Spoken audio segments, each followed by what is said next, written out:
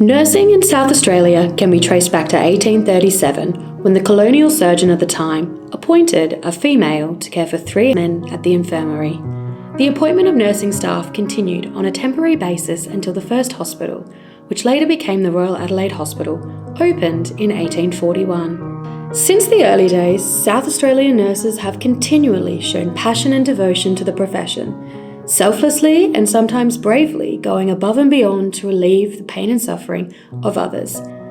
Nursing as a profession has come a long way, and its great advances can be attributed to the pioneering nature and persistence in working under great difficulties and trying circumstances. Nurses across all of our areas have and continue to show great courage, patience, empathy, and endurance in the face of adversity, and we should all be proud of our history and our future as a profession. Whilst nursing has significantly evolved over the last 183 years, the spirit of nursing remains the same. Hello, I'm Jan Hooper. Started my nursing training at the Queen Elizabeth Hospital in April 1970. I was in the 75th PTS with a group of about 30, I think, student nurses. So we're all student nurses. We had to do 3 years and 1 month. And we really had no idea what we were going to be in for the rest of our lives. And things were different within nursing then. You had to be female, single, live-in, and we had broken shifts. We got up at 3 o'clock, if the lectures were on at 3, we all got up, didn't matter if we were on night duty, afternoon shift, morning shift, had to go to lectures at 3. That's how we got our education in those days. Anybody more senior than you were, you had to always stand with your hands behind your back. You never got out of a lift in front of anybody that was more senior to you. It was strict, it was a bit stressful, but it was also a lot of fun. I think what's changed is we were very much sort of doers rather than thinkers, I think, in some ways, and I think what has changed is that nurses have elevated themselves to be the best they can be, to ensure that patients are our priority, and connecting with family and carers and understanding that whole holistic approach and working in a different way with the multi-D team. Often nursing was very caught up in task. I really have envied those that are university trained. They come out, and I know for probably the first 12 months they try and be just like us, get the routines, understand what's happening, the norms of the unit, etc. But in fact, nursing has changed. You now need to have, I think, a greater knowledge, not just of the pathophysiology, but of leadership, of finance. And they were things that probably when I first started out, I had to learn along the way. But the thing that hasn't changed for nursing is that nursing is one of the most important roles in healthcare. And as we've found out over the last 12 months with COVID, goodness me, we can't do without nurses. Patient advocacy was something that was drilled into us as students and as junior registered nurses, and I still believe that is a similar quality, that most nurses are prepared to be that patient advocate. There are the medical staff that do largely the diagnosis and the interventions to try and work out what the disease is and improve the situation. But the nursing staff physically implement that, but because you're at the bedside the whole time, there's an enormous amount of psychological care that you give. So you're not only giving physical care, showering, etc., but you're giving support about the illness, and you're often acting as a translator between what the doctor said and what they understand. So, I don't think, you obviously can't do without either profession. You do have to have somebody at the bedside helping the patient for things that they can't do for themselves. So the very essence of nursing is providing patients with what they can't do for themselves. Nobody wants to be in that situation. As a nurse, I don't want to be in that situation, or as a nurse, as a person, I don't want to be in that situation. I want to be able to be self-sufficient. But sometimes you're either so weak you can't do that, and having someone provide that without judgment, without making you feel uncomfortable, is just, it's so human. It's the very nature of being a human being and caring for somebody, no matter what their race is or anything else. They might have been swearing at you and calling you all sorts of names, but they're doing that for a reason. Either they don't understand, or they're in so much pain, or it's so difficult for them. And I think that compassion, that care, it actually flows onto your personal life as well. I can't imagine any nurse being here if it wasn't that they wanted to have that deep connection to humanity.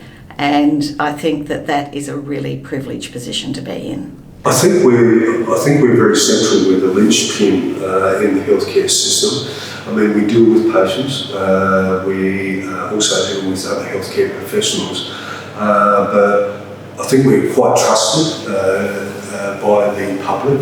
But yeah, we really are that central core and a go-between between us, because we spend so much time with the patient and other healthcare professionals. Yeah, no day is the same. Every day you come in, there's something different going on. We've got a fantastic nursing leadership team, so really well supported by our nurse leads, our clinical practice directors, and our level 3s across the network. I pursued a nursing leadership role because I was very passionate about making a difference for the community, and also for learning and growing our teams and getting our staff to be the best they can be and to feel valued and very much part of the team. So as I've gone on to sort of more leadership roles, for me that connection to purpose is always really important. I think, we hear stories, and I didn't nurse in this time, but we hear stories about that old style matron who used to sort of, rule with an iron fist and walk the wards and check everybody's hospital corners when they were making beds. What I think we see now in nursing leadership is it's connected to purpose and to patient, and trying to stay as close as you can to where care is being delivered. Less, management and transactional, and a lot more adaptive, and this sort of shared governance model where we're all sort of, working in it together. I've had a wonderful career, and I do not believe I could be the leader that I am if I didn't have the background in nursing. I don't know, it's just that it must be a calling. I think it must be that. To be, that they're really devoted to it, and I think a lot of them always wanted to be a nurse. I think it's within them. My personal feeling is this about our nurses: they are our care partners in the job that I do, but they're also the person that helps the experience of our patient during their stay and journey on a hospital to be the best possible. So we need to make sure that we continue to work in strong partnership, give the utmost respect to our nurses. Huge thank you. Yes, huge thank you. I think you're all wonderful. Absolutely. Thank you for keeping me alive and enjoying life. Yes. Oh yes, we were very passionate. Yes, and about the Queen Elizabeth. It was our hospital, and we were very proud of it. So it's really been my life.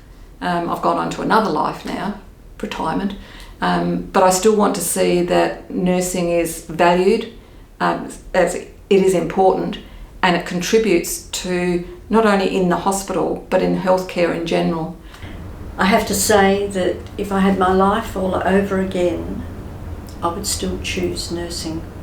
Many years ago, there was a big debate about, sort of how do we define what nurses do? And I define it really simply, which is nurses coordinate every input into that person's care.